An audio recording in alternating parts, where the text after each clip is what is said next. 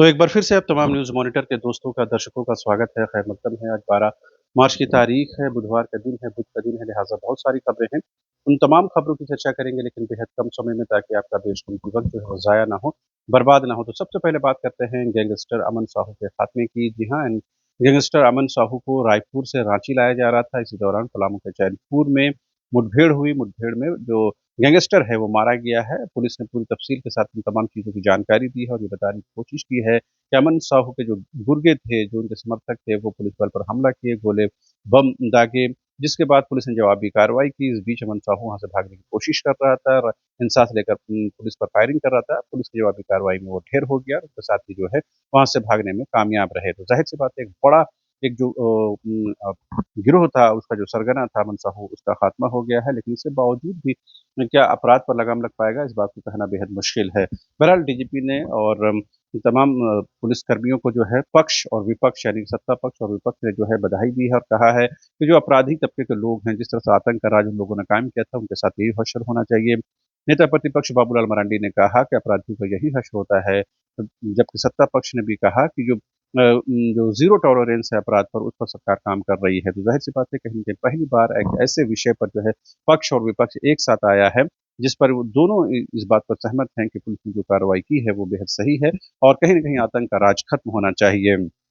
इस बीच झारखंड विधानसभा में तमाम जब नेता पहुँचे, उन दोनों तमाम नेताओं ने कहा कि पुलिस की इस कार्रवाई का वो समर्थन करते हैं। डीजीपी का उन्होंने अभिवादन किया और तमाम लोगों ने कहा कि पुलिस जो काम कर रही है, वो बेहतर काम कर रही है।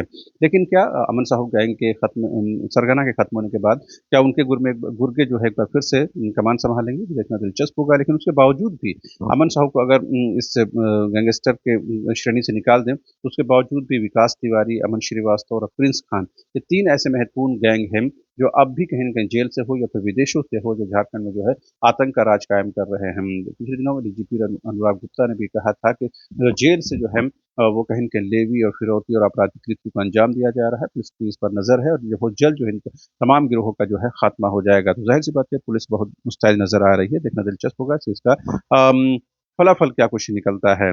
बहरहाल इस बीच डीजीपी अनुराग गुप्ता ने एनटीपीसी के डीजीएम कुमार गौरव की हत्या को लेकर के हजारीबाग में जो है पुलिस के साथ बैठक की और कहा कि जो एनटीपीसी के कर्मचारी हैं वो पुलिस की सुरक्षा में जो है वो अपने गंतव्य स्थान पर जाएँगे या फिर अपने कामकाज में जाएँगे। साथ ही पुलिस चौकी का भी निर्माण कराया जाएगा। तो कहीं न पुलिस ने एक तरह से सुरक्षा मुहैया और एक तरह से उनको एश्योरेंस, एक तरह से उनको भरोसा दिलाने की कोशिश की है और ये बताने की कोशिश की है कि पुलिस जो है उनके साथ खड़ी है। इस बीच झारखंड विधानसभा के होली से पहले का जो सत्र था, आज से तो विधानसभा नहीं है और कल तक जब होली का त्योहार जब है, तमाम मुख्यमंत्री हों तो पक्ष-विपक्ष के तमाम लोगों ने जो होली का त्योहार विधानसभा परिसर में मनाया और ये बताने की कोशिश की है कि जब त्योहार आता है तो पक्ष-विपक्ष की जो दूरियाँ हैं वो खत्म हो जाती हैं और मुख्यमंत्री हेमंत सोरेन ने पत्रकारों से बातचीत करते हुए तमाम लोगों को होली की शुभकामनाएँ दी हैं। बहरहाल आगे कुछ और खबरें हैं उन पर बात करते हैं। अ, इस बीच होली को लेकर के एक महत्वपूर्ण खबर ये है कि बिहार जाने वाली ज़्यादातर जो ट्रेनें हैं या बसें हैं वो लगभग फुल हुई है। यूँ कह सकते हैं 90% जो सीटें हैं वो रिज़र्व हो गई हैं, लिहाज़ा जो अपने गंतव्य स्थान पर जाना चाहते हैं वो भारी मुश्किलात का सामना करना पड़ रहा है।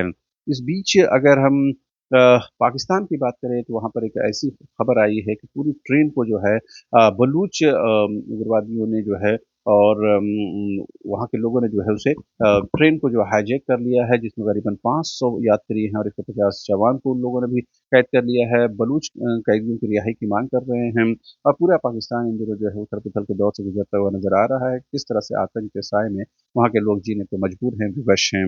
इस बीच अमेरिका से भी एक महत्वपूर्ण खबर है, लेकिन परेशान करने वाली खबर है कि वहाँ पर मंदी की आहट महसूस की जा रही है, बाज़ार में लगातार गिरावट महसूस की जा रही है। ट्रंप के टैरिफ वार के बाद पूरे देश दुनिया में जो है हलचल मचा हुआ है, उसका भी असर वहाँ देखा जा सकता है।